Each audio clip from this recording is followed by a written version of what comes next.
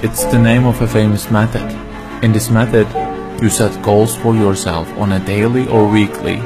You start to put cross to the days on which you have reached your goal. You make a chain with these crosses and you don't give up. You don't break that chain. But we have a problem.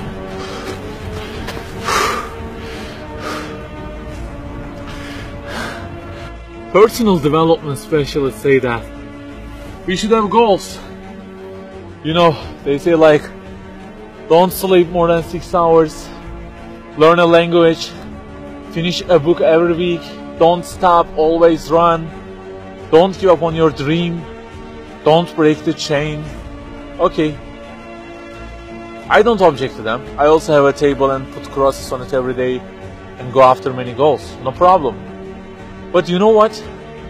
They don't talk about the most important part of it.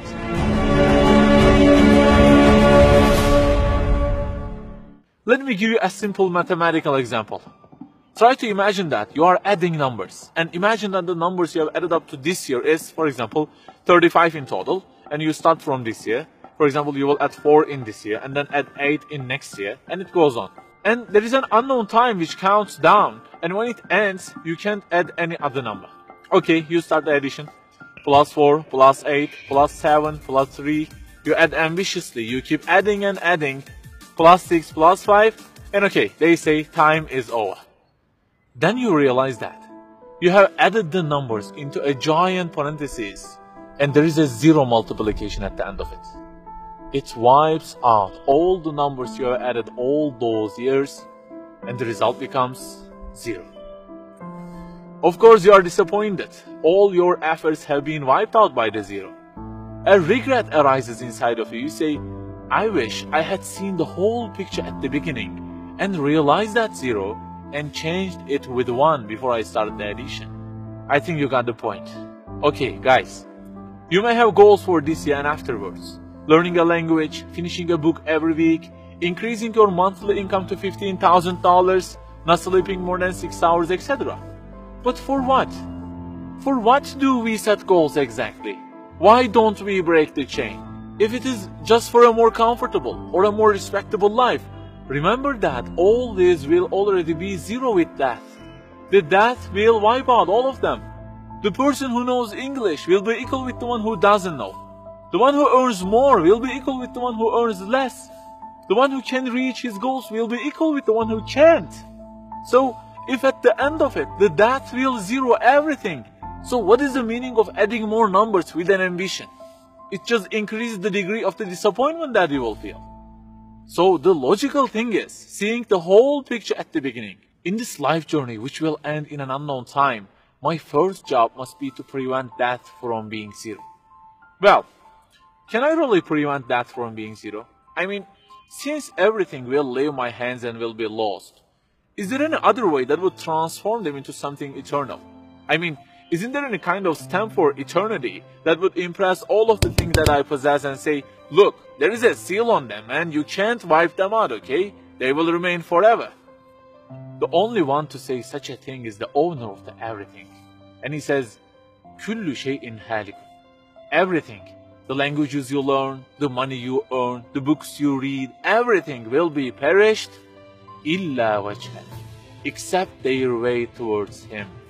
So the creator of our life says, if your intention is towards Allah, if the thing you do is for His acceptance, it won't disappear, it will be transformed into eternity in paradise. So learning a language, finishing a book every week, being rich, everything, if they are towards Him and for His sake, eternity stamp being pressed on them.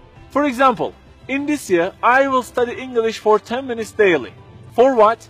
Because serving Islam in the field of English is so important, and I want to gain acceptance of my Lord with it. That 0 has turned into 1. This year, I will finish a book every week. Why?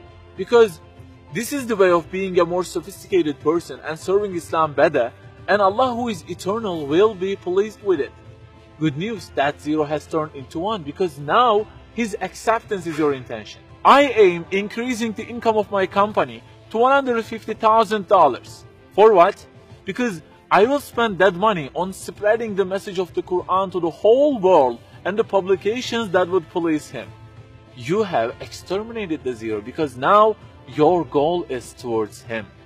We add and add like this through our lives, and they don't end with death. People who seek Allah's sake in their actions kill their death. Death cannot zero their additions.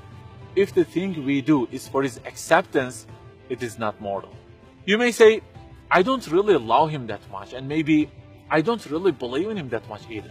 So how can I do everything for his sake? I don't even know who he is.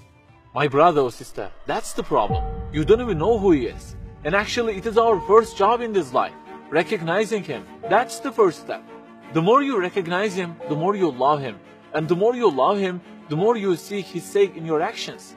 So learn about him. Who made you? What does he want? Why does he give you such a billion things in each day? Read, find out. Turning the zero into one is a lifelong process. Start at the point that you are missing and try to fix it. Like the specialists say, don't break the chain, but keep the chain to gain his acceptance. Run, but run to be eternal. An unknown time counts down, and before starting to add the numbers, the first thing you have to do is to remove that zero.